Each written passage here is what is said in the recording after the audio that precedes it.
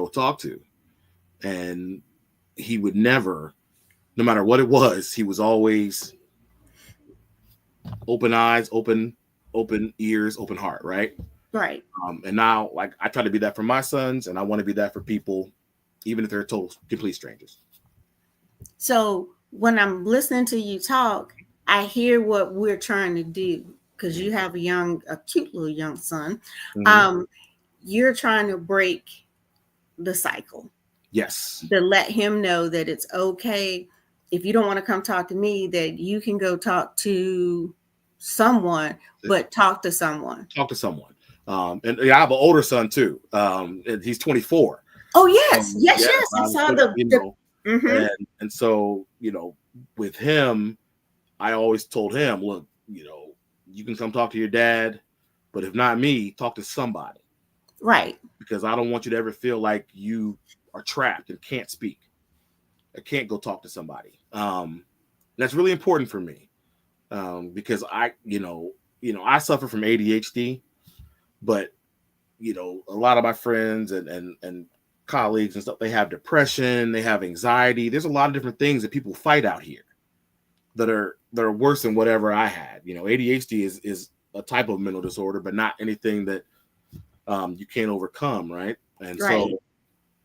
So just wanting my sons to know that, look, you are never, you're not voiceless. You can come talk to your dad. You can come talk to Dr. So-and-so. You go talk to anybody, but talk to somebody. I'm hold on. Me and this computer right now, not playing nice in the sandbox. I got you. So my thing with that, mm-hmm. listening to you talk, mm-hmm. you are our avenue for the young kids. You would be the avenue that says, hey, look, it's okay. Yeah. That's why I hope with each episode, like I said, you guys can come back anytime, because this is your podcast. Of course. Somebody said, when I said this statement, they kind of looked at me like, what? But I will be the only female mm-hmm. on this podcast. Okay. This is for you guys to come talk, share, express. Mm-hmm. If you have someone that you want to bring on, I will just sit up in the corner and you guys have the conversation. So this is for you guys. Let me know. I will, hopefully I don't embarrass you too much today, and you will have I'm good. I'm working the house back. And I'm good. Because I have friends that suffer from mental illness, and I have friends who also are advocates for it, and to get them on here and maybe talk about it and let people hear those and see those conversations would be big. When we did the book show in Richmond a couple weeks ago, there was a therapist that walked past and stopped. And I'm not politically correct when I say this, but he was the first Black male therapist that I've ever seen. And he said, as soon as I send him the email and the information, he said he's on board. So it's just, when I'm doing the book events this year, I will have my book maybe up there, but these are the ones this summer that are going to be up in the front. This is going to be up in the front to just get them to see what we're doing.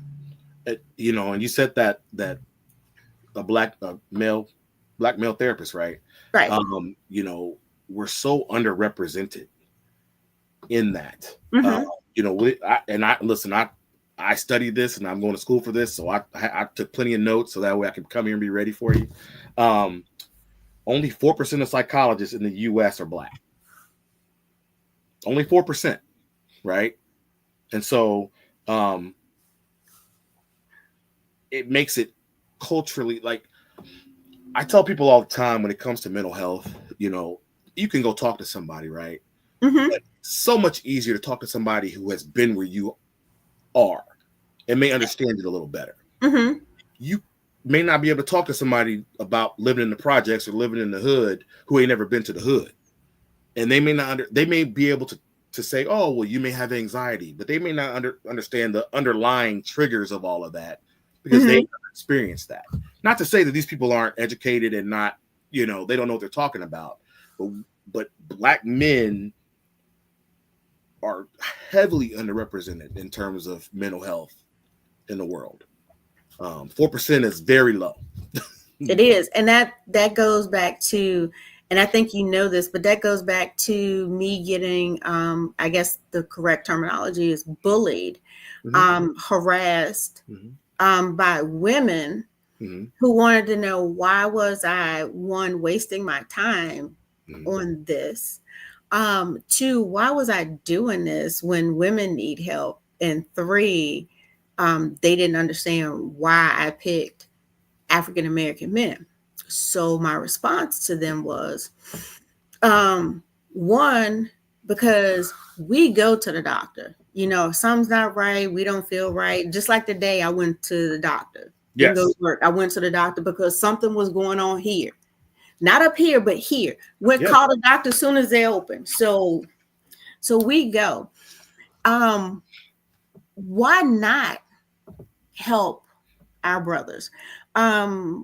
My biggest thing is, yes, our platform says mental health through the eyes of a Black man. Yes. But it's also men's mental health. If there is someone other than an African American man that wants help, we're here for them. Because we've had other men who aren't comfortable, that are still in that same feelings as an African American man. We're here. It still says man. But the reason why is because when I open a book like you did, 63% of African American men do not ask for help. No. So we're talking 63% out of 100, when our other brothers and cousins and distant relatives, their numbers are significantly lower. Even our Latino are lower. Yeah. Our brothers are the highest number out there because they were conditioned to not show weakness, to not show tears. You have to carry everything. You have to suck it up. Yep. But while you doing all that, that's going to break you. 100%. So 100%. That was my thing. And then one lady came in my inbox again. I hadn't had any in 6 months. She said, why are you doing this? I said, well, why aren't you? And then it was over. It was over. Gotta shut them down, right? Why aren't you? Listen, and this is a crazy statistic, but 80% of suicides, now men only make up 50% of the population, right? Right. 80% of suicides in the world are men, right? Right. And that's of all races, right? All races. I think between 15 and 20% are Black men. But what we carry, and I studied it for Black men, and I've studied it for all men, right? Right.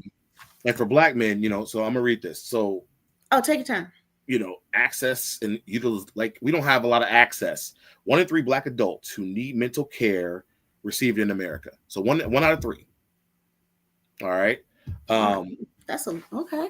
Suicide for Black men ages 15 to 24. That's the second highest killer for us, right? Right. For men, Black males 15 to 24 is suicide, right? Again, representation. 4% of psychologists are Black. And then we carry I'm going into my last semester at UVA, right? Getting my psychology degree. And my research project I decided to look at was, how has that history of misrepresentation, racism, all of that affected us today? Because it's important to realize, because if you look at how I grew up, like with my father made it open and easy for me, right, to talk. Right. Where his father, my grandfather came from a different generation, and they came from the back of the bus you can't use my drinking fountain. You can't. And then his father. And so that trauma comes down. And so we are taught as a race and as a people and for males to suck it up. Be strong. Be strong. Really strong, right? You got to deal with it. You got to do it. I've learned, especially with my toddler now, that when he cries about something, to not just look at him and say, "Boy, get up, you'll be all right." Like now, kids are gonna fake.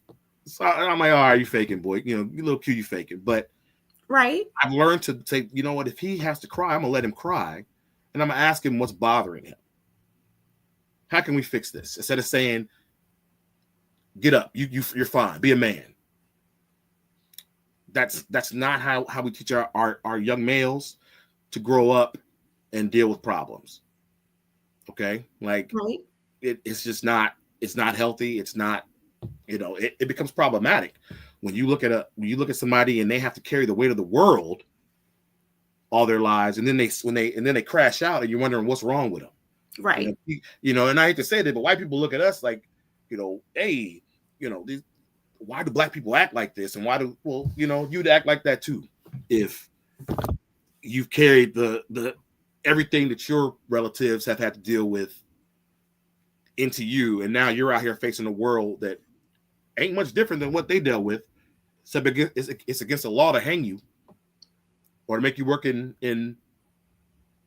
a cotton field. Yeah, I mean, you know what I'm saying, though. Yeah. Right? And so it's I don't want to be, because there are a lot of good people out there that support. Like one of my coworkers is one of my best friends. She might be on here. She's white and she's probably one of my biggest advocates, right? Like, so I don't want to like, but I just, and that's and I agree with you. That's not what that's not what I'm here to do. We're definitely, and I always try to throw this disclaimer in here. Mm-hmm. When I'm doing this is not anti any other race. This is not just at all. saying that this is what the black men are going through. We're not knocking anybody, and definitely, like I had to say last time, knocking at females. Because we got on a topic which I was going to ask you about, and see what your views were. Okay. So, the question was, if you were with, we're going to back up for a second, because I had something for this one and it just hit me. So when we were talking about what our parents and grandparents went through, my example was that my grandmother didn't understand why my oldest dated outside the race. And it took her a while for her to understand that she was a person. She was a person. And once she grasped that and could, let go of some of what she was dealing with from her past. Because when I got married, I had my Caucasian friends in my wedding. And she asked me, I mean, she was straight out, she was blunt about it. She said, "You don't have any other friends?" And I told her, "Yes, I do, but I don't want them in there." So then she says, "Well, my friends will be there." And I said, "Well, they can stay at home." So, that's what I understand what you're saying. I get that. Yes, I get that. That goes with what we're working with, because it's in that community that they are so stern about their feelings, because she was a housekeeper, so she knew nothing but to say yes and okay. And that just makes you bitter, and that bitter rolls. But listen. It rolls. Even though we may not see things that way, I can understand. I can understand why your grandmother may have felt that way, or why my grandparents may have felt the way they may have felt, because they came from from a generation where, we were asking for equal, we just wanted to be able to come sit and have a meal at your restaurant. Now, listen, like, this was not back in the 1800s. This was 1950s, 1960s. When we was born, not too long ago. Like not too long ago. So that plays into but messing with our minds. What our parents did is they said, look, we're not gonna. So I'm from Gary, Indiana. All right. That's where I was born. My parents are from there. My aunts are from there. Uncles from there. My grandparents are from there. Well, they were there when I was born, right? And my father, as he got more educated, we moved to places that had white people in it. And I had never, and my father will tell you, maybe I'll try to get my dad on here one day. My first day in school, I think I was in first grade. We had moved to Iowa. And I had never, being from Gary, I had never really seen white people before. And he said that when he walked me to my class, the first thing I got to the door and he said, Daddy, there's no black people in here. Do you see what I'm saying? And so, yeah, and mine was the complete opposite because my best friend growing up was UVA's president's daughter, if that tells you anything. Okay. So, I was on 10th and a half, 10th and page, so all my friends were up that way. Yeah. And then I had my cousins on the same street and my good friend. But I remember going from Walker to Charlottesville High School. And it was, for me, culture shock. And like you was, when you stood there and go, I don't see any black people. I'm like, whoa, where the white people? So I wanted to die because it wasn't that I was confused about who I was. It was the fact that that's what I had become comfortable with. 100%. And I was eating my lunch in the bathroom because I ain't know what was going to pop off. You didn't know. And that's the crazy thing. And that's a stereotype too. It really is. It really is. It really is. And that we tend to, and so both my sons are half white, both of them, right?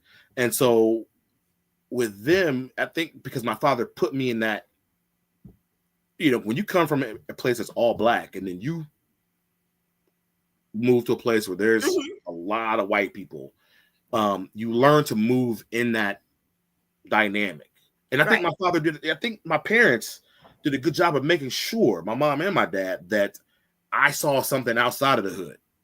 Right. You know what I mean? Because I needed to be able to, like we do, function in places that had more than us in there, or you know what I mean, whatever the situation may have been.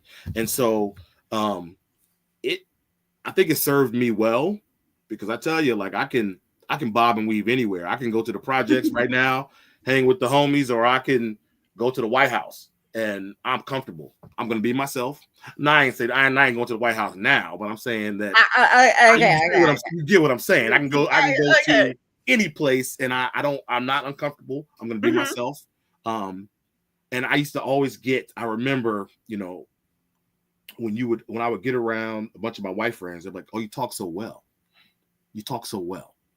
And that played with me mentally for a while, because I'm like, well, how am I supposed to talk? I think because the stigma, they watch these movies, they see Boys in the Hood, they see Menace to Society, and all they see are niggas that are sagging, and I'm like, listen, you don't want me to be that guy, because that's gonna make you afraid. Do you see what I'm saying? And so, but something my dad always told me was like, listen, being intelligent, speaking intelligently is very, very black. It's very, very black. And I get confused with, why can't we just be who we are? Yes. This is who I am. Okay. This is me. I love my friend circle that I have. Me too. And I got a really good friend that I work with, and she is non-judging. Yeah. And we've been friends for a little while now, but she's supportive. Yeah. And non-judging. And I've got friends that are so judging. Like if you just want to talk and I go, hey, Quentin, this is what's going on, yada, yada, yada. And you go, well, I don't think you should do that. Yeah. That's why I appreciate her, because she's Yeah. non-judging. She sits 100%. there and hears. She might want to say something, Mm-hmm. but it's more, how can we help? What can we do? Yeah. And then, I'm sure we all go home and go, she a damn fool. Well, yeah. I mean, listen, we all are guilty of that. We're all guilty of that. But we need more support. People who support us and who understand that we're all different, but we're all here to do the same thing, which is survive. Ain't nobody, listen, everybody's fighting to fight every day. Yeah, we all do. No matter what our podcast said, we do. We are here for everybody. Yes. So the question was, before I went back to my grandma. I got you. It that we keep putting in the forefront, and this is why I put this disclaimer out every time, that we are not bashing females at all. Never. Want to put that out there. Listen, my mama, my auntie, and them watching, they know, but but I just want to make sure that because how I've been getting the messages and stuff. No, 100%. So the question has been, and I think it was one of them that was when we were doing the book, is that if you have an issue, or you feel like you're having in mental crisis, or whatever, and you come home to your mate, and you're talking to your mate, and you don't feel that your mate's supportive, how does that affect you? Do you does it cause a rift, or how does that affect you dealing with that? It can, because your home is supposed to be your peace, your safe space, right? So you come home and my partner or anybody is not going to listen. If I don't have that space to open up and say, man, like my day was like this happened and this is just blah blah blah, what do you think is going to happen eventually? Go ahead, tell me what that, or it's gonna cause a problem where you either step out, or you go search for that missing component, right? You search, like, well, she don't listen to me, so and then you're at work and there's a girl there that is hearing everything, and I'm so sorry, and you're like, oh, damn, and that's what you want at home. And we were talking about, like if you were in it, for me, I shut down completely. But if I'm talking to you and going, hey, Quentin, this is what's going on, or I just want to tell you about my day, and you go, I'm gone. I'm gone. Wait a minute. You're going, like, listen, you gotta, and that's where, understanding and communication really come into play. Because it's like, there are days, because that honeymoon phase ends real fast. So then what's left? Then what's left? So now you in the mud. Now you got to figure out who I am, and I got to figure out who you are. And we might not like that shit. No. Right? And so, but it. So that's what I'm saying. We're not definitely not bashing our females. Oh, no. But if you guys come home and the response is, I don't have time, or even a body language is like, do I really need to listen to you? I mean, that's not gonna help. That's not gonna help at all. And I'm wanting to shut down real quick. If you act like you don't have time to talk to me, or listen to what I have to say, or you blow me off when I'm trying to tell you that these things are bothering me, and it doesn't seem important to you, I start slowly pulling away. Oh yeah. And you don't even realize it at first, and then, but after a while, it becomes very apparent that this ain't gonna work. Right? And and so the issue. So it's important that us as men have a strong woman at home that's willing to listen to us, because I'm gonna keep it a buck with you. Most mental health care avenues aren't really built for men, right? Because they are specialized for women.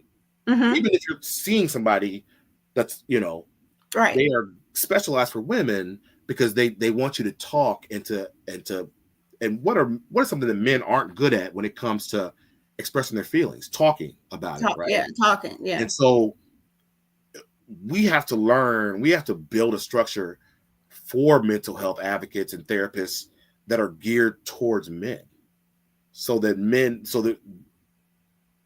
to be better understood. And if you come in, like I said, if you coming home and you ain't got it, Yeah. you If you know, can't come walk in your house you and get can't walk in support, your house then and got it, then that's what the not going to hell? help you Mhm. reach out to somebody else because you're No, like, well, no. he or she's acting like this. Then Yes, yes. All of a sudden, you pick up that phone, like, man, you'll never guess what my girl, blah blah blah, and there we mhm. go. Like it becomes a situation where things trickle down, and but for me, I know for me personally, I like to communicate enough so that it doesn't get to that point. Like, look, like I like this is bothering me, and the fact that you didn't want to listen to me is bothering me even more. So let's talk about Mhm. this now. And So then, huh? we're reaching the guys that Mm-hmm. haven't been able to talk. So that's Yeah, why this question keeps coming up yeah, yeah. because we're reaching people that the men Mm-hmm. that didn't really talk before, Yeah. but now want to talk, Mm-hmm. and they had a mate or has a mate that was more like, they came in, gave him a kiss on the head, hey, babe, how was your day? Yes. And they tell them about their day, and his day still stays suppressed. Right there. Right there. Right. But now Right. he comes home and he goes, you won't believe what, and she's like, so then you got a problem Uh-huh. because you with somebody that you didn't know Yeah. wouldn't listen to you. And that's the dynamic. That again, there's the power structure and the dynamic that we grew up seeing. Mm-hmm. When we came home, grandma, she chilled, she cooked dinner, Mm-hmm. she cleaned the house, and grandpa came in and he hard working and had the lunch pail with him, and you see what I'm saying? And Yeah. so and grandpa didn't say nothing. Like, what's to eat? How was your day, honey? It was fine. And you see what I'm saying? And so Right. we grow up seeing that. And so when men start to talk, women are like, whoa. I Some see women are that, like that. Like, with my whoa, whoa, oldest, whoa. and I think he got that watching Mm-hmm, his father grow up mm-hmm. because I didn't know my husband was sick Yeah. until we were a year out of him passing, Mm-hmm. if that much. I don't even Didn't say think it a was a word. full year, Didn't but say I a word didn't to you. know. He Yeah. didn't tell me until he had to tell me. Mm-hmm, You see what I'm saying? mm-hmm. So now that I see my oldest starting to talk, when he calls, I make sure I pick up the phone. 100%. I step out the 100%. classroom. What you need, Mm-hmm, even if it's, if he just wants to chit and chat, I'll tell him, hey, I'm in class right now. Can I call you back? If mm-hmm, he mm-hmm. says I need 3 minutes, I'm gonna give him that 3 minutes Give it to him. because I Give it to need him. him to break that cycle. Yep. Yep. I need him to know that he can I, talk I to me. appreciate that. I appreciate my oldest son. He'll come. Hey, pops, can you talk? Yep. I don't give a damn what I'm doing. Yep. Right, If I'm at right. work, if I'm, unless I'm like taking an exam or something like that. Yep, I Mhm. sure can, because he needs me right now, and I want him to know I got you. You know, um, and luckily, like I said, I've been blessed to have that, and my partner and my mother and my aunt. See, I can call my auntie up, I can call my mama up, I can call Mhm. people, my sisters up, and be like, this is what's going on with me, and they're gonna listen to me. Right. And but that's again why I didn't know that there was such a problem, because it's a problem It is. in It's this a world. problem that um I'm actually, Mhm. proud to say that I have stopped all my personal work to get this done. All my books, my 6-book series has been put on hold, and Yeah. this is what we're doing. Listen, did you know what though? I remember, so my friend Joan, I used to be a pharmacy tech with her at UVA. And I My was girl talking a Harlow. lot about Okay. I was talking a lot about mental health on Facebook and stuff like that. And she hits me up and she goes, Q, you need to talk, you need to meet my friend Pam Cole. And I said, huh? I was like, who is she? She's like, she's an author, but she talks about the same stuff you do. So that's how I found you on Facebook. Was I friended you up, and I think you saw a lot about what I was posting, and you hit me up and said, hey, would you be a part of this? And I said, yeah. And that's how we became friends. But also, you got me in these books because we had a common goal, and But I saw from that moment, I said, listen, she gets it. Pam gets it, because how much you don't, men and men of color are very misrepresented. They're very underrepresented. They're not, it's never a problem until it's a problem. Right. When all of a sudden we crash, like I said, we crash out and things go sideways. Well, what was wrong with him? Well, he was trying to tell you what was wrong with him for years. And you didn't listen. And you didn't listen to him. Or there were signs and you didn't go check in. And see, that's where we need a counterpart, because we need a branch maybe to help the women. Yeah. Understand, and again, not women bashing, but to understand some signs. What do you see? If you see this, should you, just what, what's the, and I have a lot of female friends that hit me up and say, well, he's doing this, how should I? And I'm not an expert, I'm just getting my degree. Now, listen, I plan to be a therapist within the next 5-7 years, but I'm not there right now. But I know enough, and I've learned enough to say, and then as a 45-year-old man, I think I have some experience in how to be a man, right? And so I'll say, look, this is my take on it. This is what I feel like you should do, how you should approach it. And a lot of times I'm right. They'll come back and, hey, you were right. We chatted and we worked some things out. But it's, you'd be surprised how many women, like, and I see it on social media where, these guys are they're making fun of men for whatever reason, or they're bashing them. And it's like, look, maybe the guy just needs somebody to talk to. Stop thinking that everybody climbing in your inbox to try to get some ass. What if they just need a friend?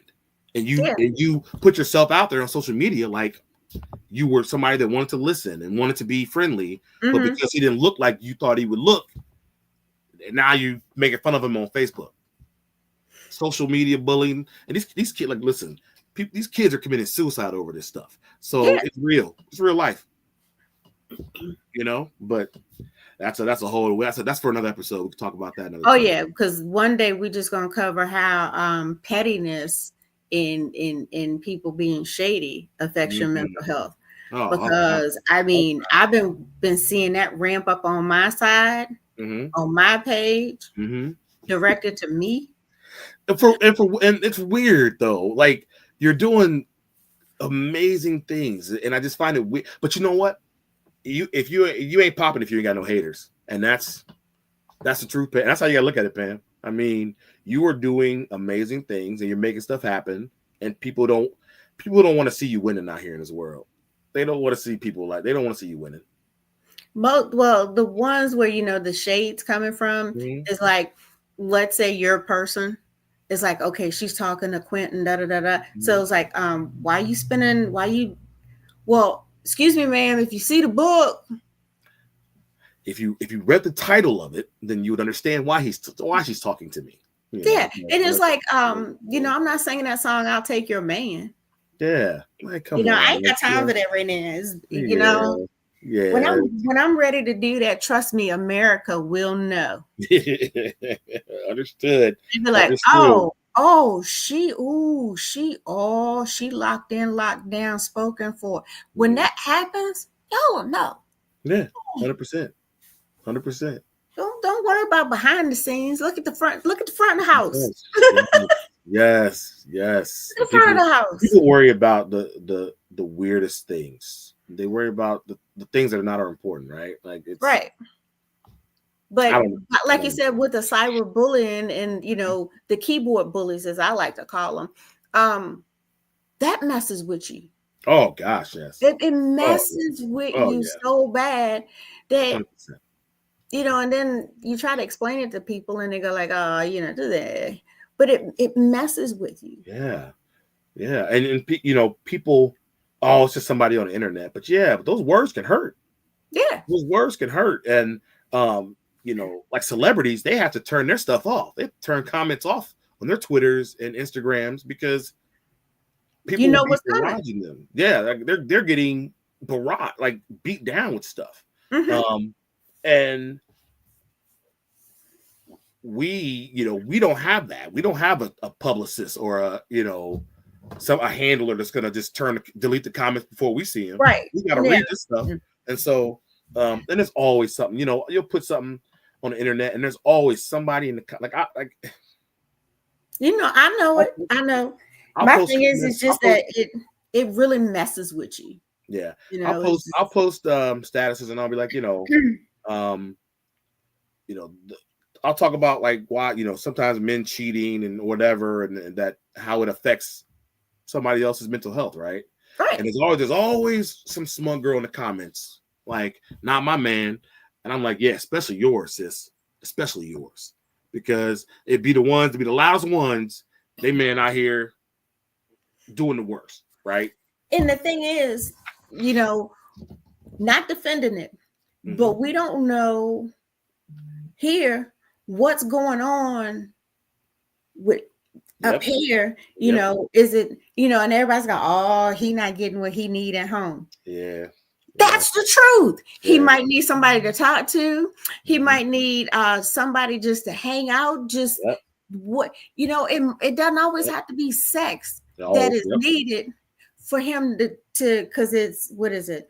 You can cheat sexually, emotionally, mentally, physically. Yeah. So there's other things out there, that falls under cheating. Mm-hmm. Yep. You don't have to physically do the act. Yep. But what was it that was at the home? Yep. That messes with his mind. And sometimes it's hard to look at yourself and say, damn, maybe I wasn't listening. Maybe I'm the problem. Maybe I need to open myself up. Because we're so conditioned to just make everything look good on social media or wherever, and then not really focus on them being good in real life. Mm-hmm. And like we said before, we place blame on just the one person. Mm-hmm. Could it be both? Could it be both? Could it be both? And again, we're not bashing the women and the mates. We're just saying, could it be both? Could it be both? I mean, it's facts. It's facts. And I know there's the mate at home sitting there going, well, why wasn't I good enough? Or why didn't I do this? Maybe you didn't talk to him. Yeah. Yep. Like it's because I tell you, like, looks, when it comes to looks and personality, we can have it all. You can have it all. But if you don't have the heart or the ears to listen, because people may not, people you go to work and stuff is shitty, or you've had a crappy day at home, or just doing whatever, and there's nobody there to listen to you. I mean, you will leave and go find it. Mm-hmm. Yeah, and like you will leave and go find it. Something I wrote a paper about how loneliness, right? Loneliness can affect friendships, and loneliness can affect mental health, right? Right. And so it says a lot of, like, some of the things that I found out that a lot of men over 30 report having few or no friends. So that's, so few, like, so a couple or none. All right. Male friendships tend to be activity based, not emotionally expressive. So my boy hits me up and says, Q, let's go grab some dinner. And one of my best friends, Mike, he's good about this. And my other best friends, Marcus, they're good about this, where when we go have dinner, we talk about life and about what's going on and how things are going. Because if we just going out like, 10, 15 years ago, and I'm going out to bars and we ain't talking.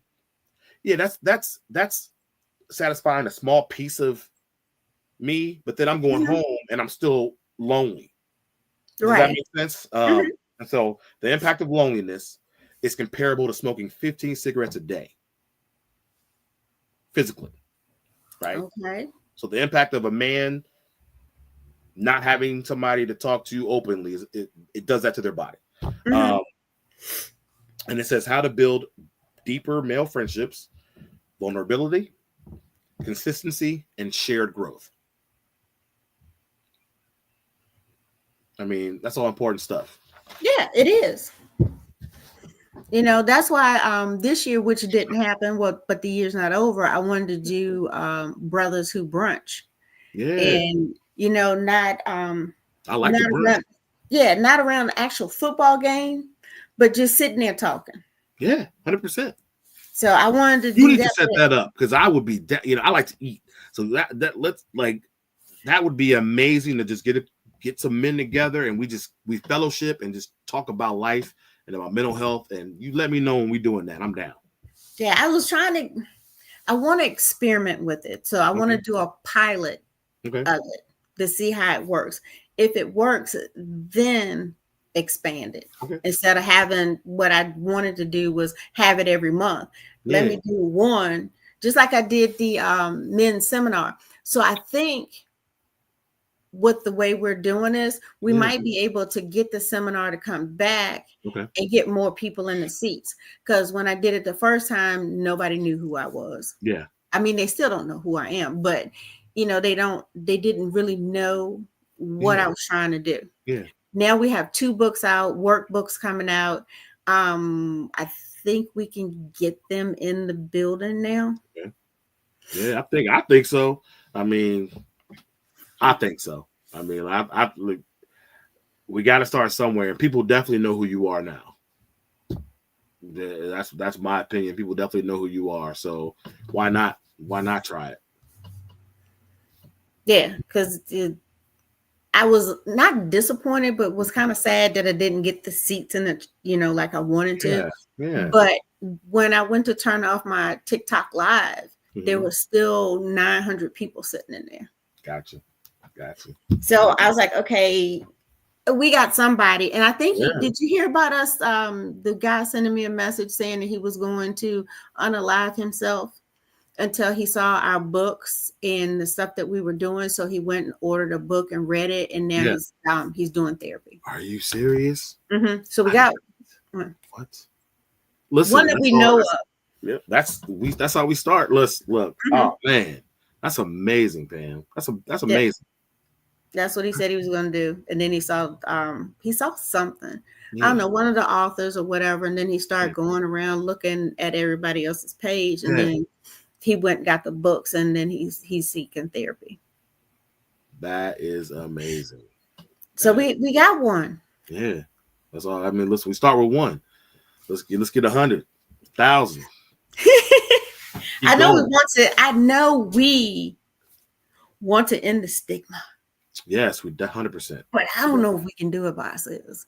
We can't do it by ourselves. But we can't do it by ourselves. But listen, we can do our part, right? And we can continue to grow and continue to be, like I said, like I would love to eventually open up a practice, right?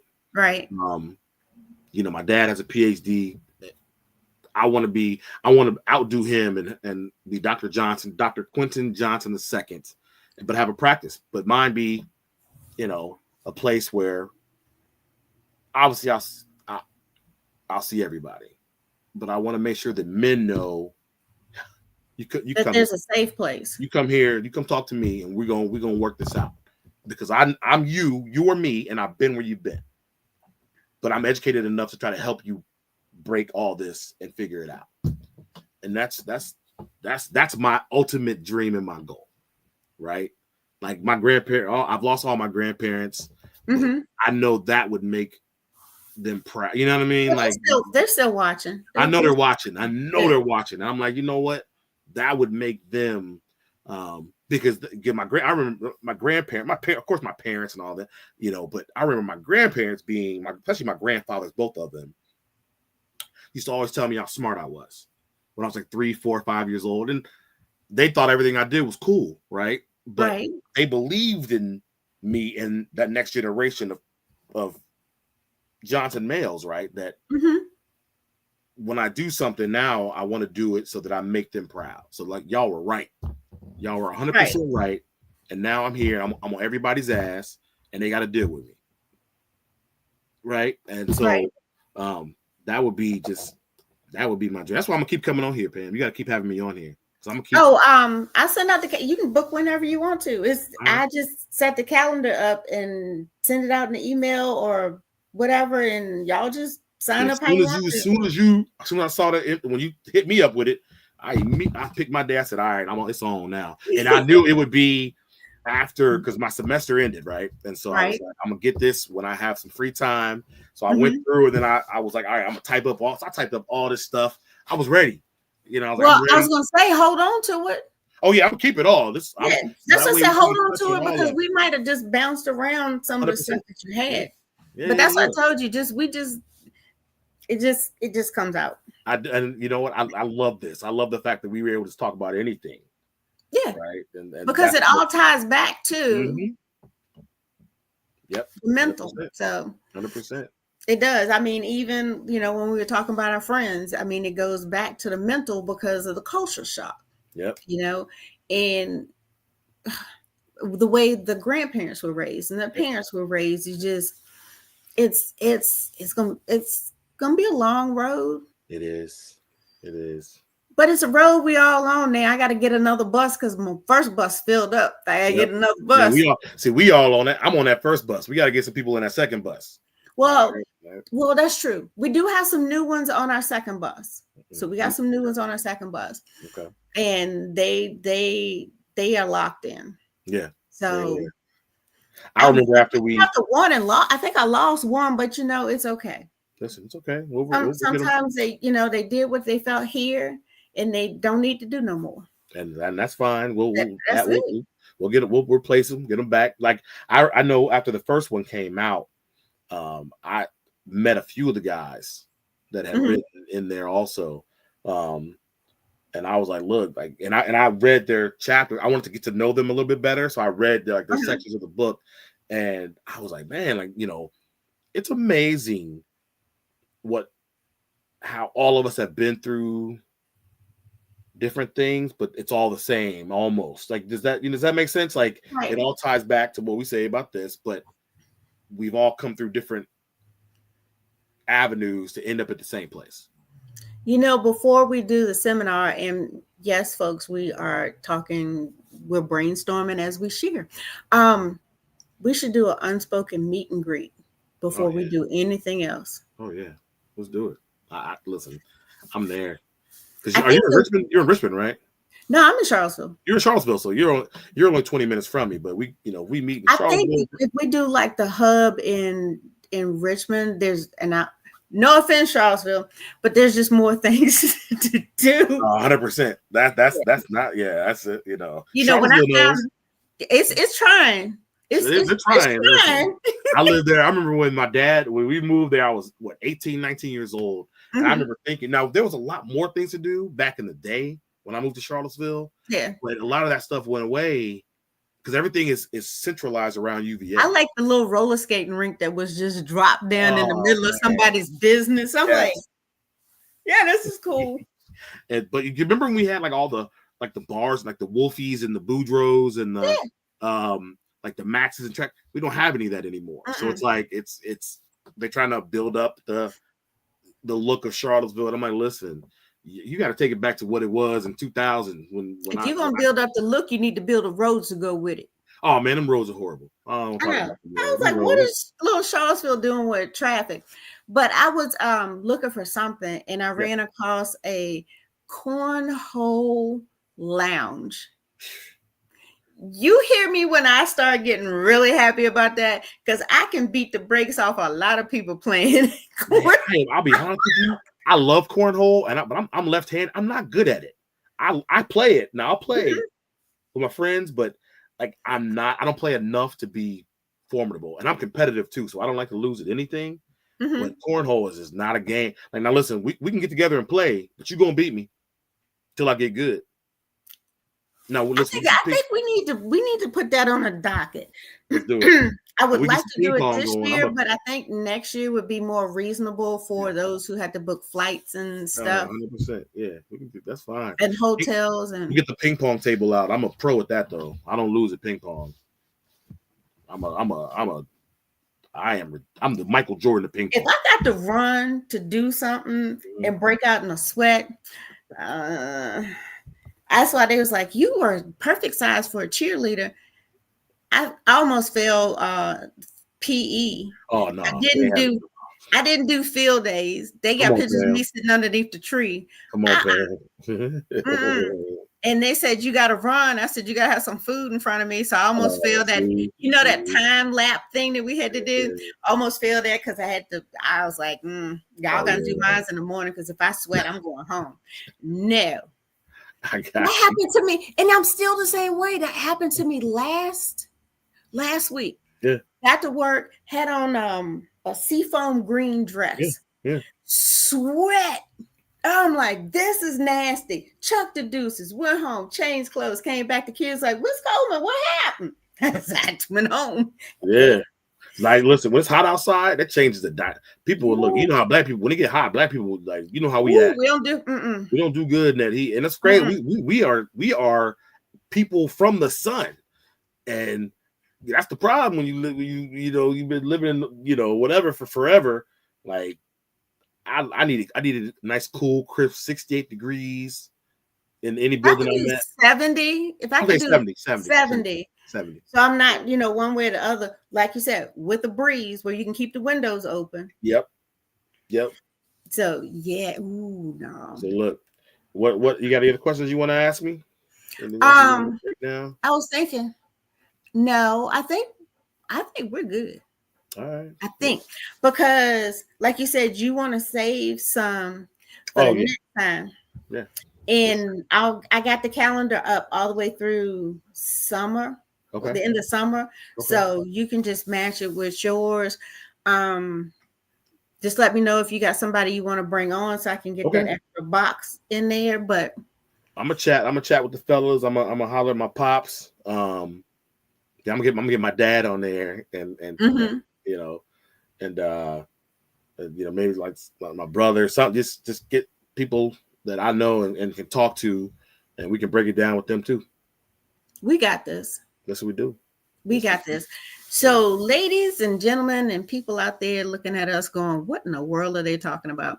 So we are talking about men's mental health through the eyes of a Black man, but not kicking out the other men. All men are welcome, but we're talking about the stigma that our Black men go through. And Quentin knows wait a minute, my finger that way. Quentin knows a whole lot about it, and he will be returning. Yes, I can't wait. And we got so much that we're gonna bring you. I'm gonna brainstorm with him, and we're gonna see what we can come up with. Let's come up with something. Oh, we got a lot of something. We got the Brothers Who Brunch. Oh, yeah. We got the meet and greet of the Unspoken Men. We got the what is it? The scholarship or the what do you want? A scholarship or something for those men who want to go, but can't afford it. We're gonna start raising money for that, and that should be available in 2025 for those that want to go. So we got stuff. Let's do it. We got stuff. Yes, we got work to do. Isn't that a song? We got the Unspoken ping pong tournament that I'm gonna host and beat everybody on. And you got like maybe 10 or 12 out of both, combined out of both books that are within driving distance of you. Because we got Maurice and Dedrick in Maryland, Maryland, DC. And then you got 5 in Richmond. And then you got you, and we got we can get all together, do something, or get the ones. I'll give you the list with the states on them, and you can. I'll reach out to them and just challenge them. Or, and I smile when I say this, or we can have the meet and greet in Daytona, in Florida. I'm down. Listen, because that's where the Stan and Troy and Yonder are at. Okay. And Okay. you might have seen it, but they have been, as far as, well, they've been, all of y'all been the biggest supporters, but they Yeah. have pushed Yeah. the books. The book has been in the newspaper down in Mhm. Daytona. They had it at Donna's Fresh Fest Yeah. in February. So the books have been everywhere down there. Yonder's been interviewed several times on different magazines and platforms where the book is, and Stan is being interviewed on a radio station with Donna either tonight or tomorrow Okay. about the book. So, Okay. well, I'm Okay. just saying we could do oceanfront, Listen, I'm down. I ping am pong down. table. Yes, I am down. You know what? I could put a what is it, a poll in the email for you guys Yeah. and see which one would work better. Richmond, Maryland, or Daytona.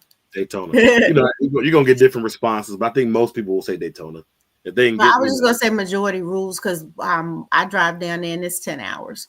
yeah, that's a long ride. It But is not. If you got the right company, the mhm. right music, Oh you yeah. there before you know it. Listen, my father, that man, all he does is drive.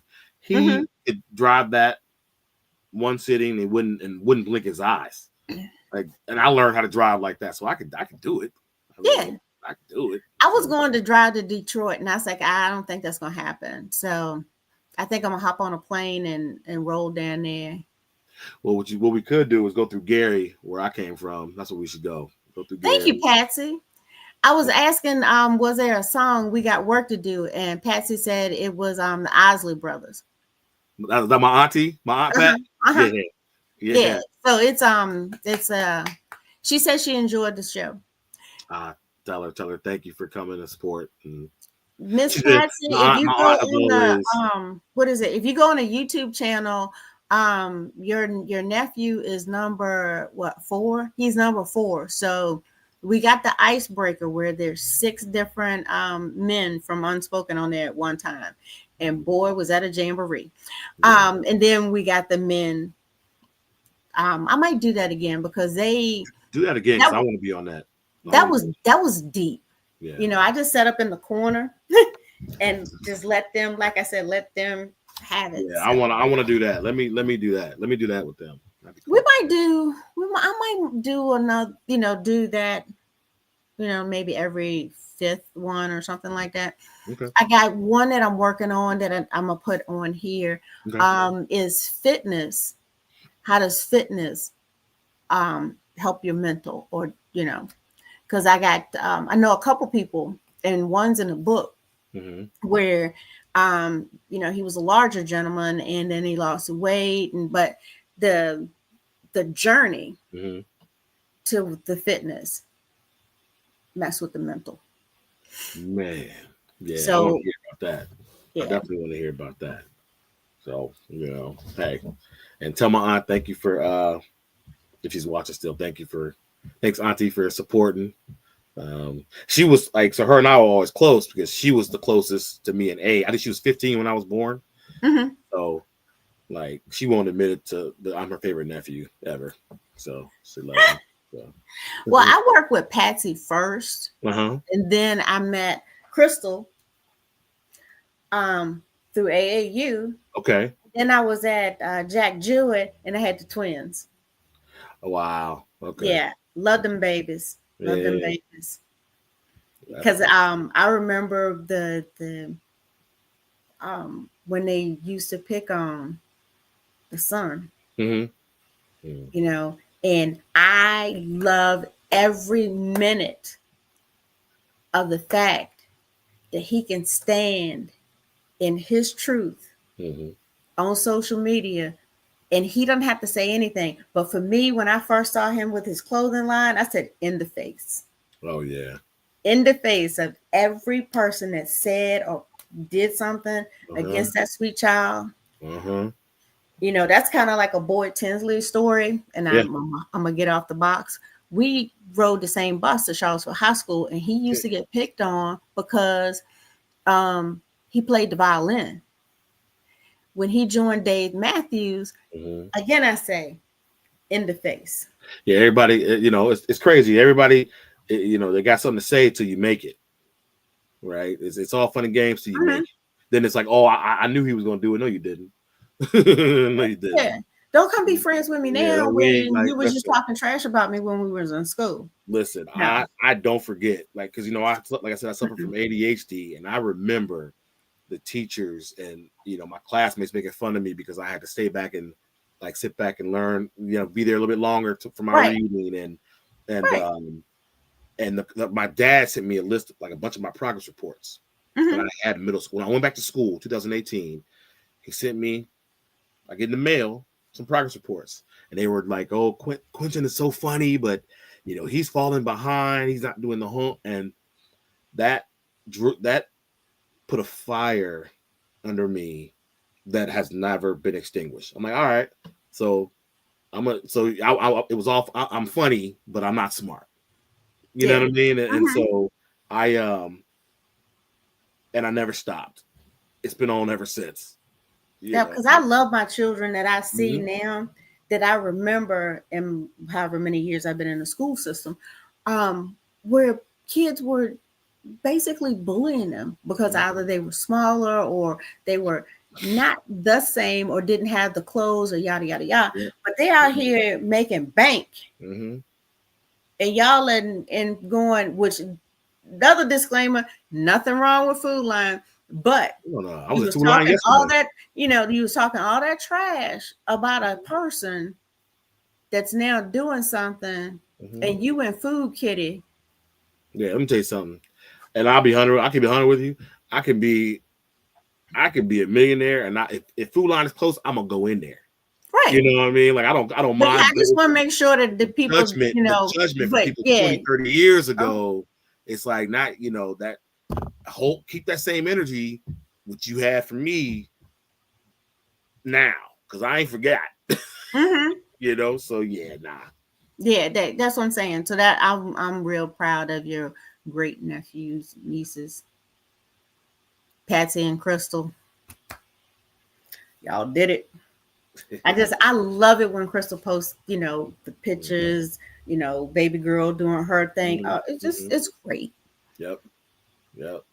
They got a great support system right there.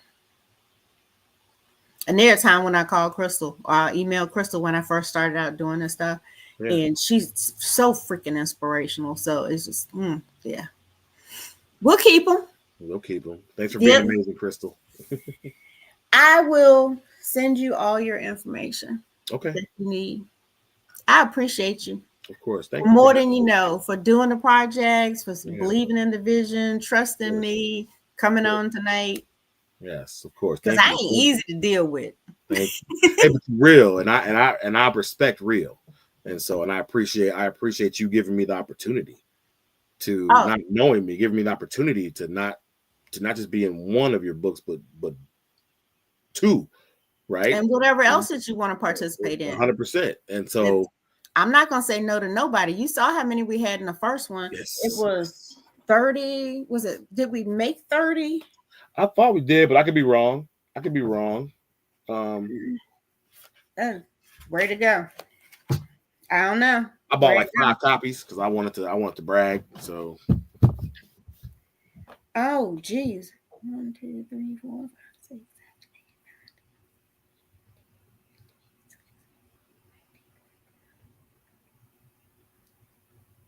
8, 9. Missed it by 1. We got 29. 29? Okay. Gotcha. Missed it by 1. That's cool. Look, I'm gonna book myself on the calendar again, and keep me updated on everything. But we're gonna do this again. I got a lot I want to talk about. This right here. So for my final research project at UVA, this is all psychology based. So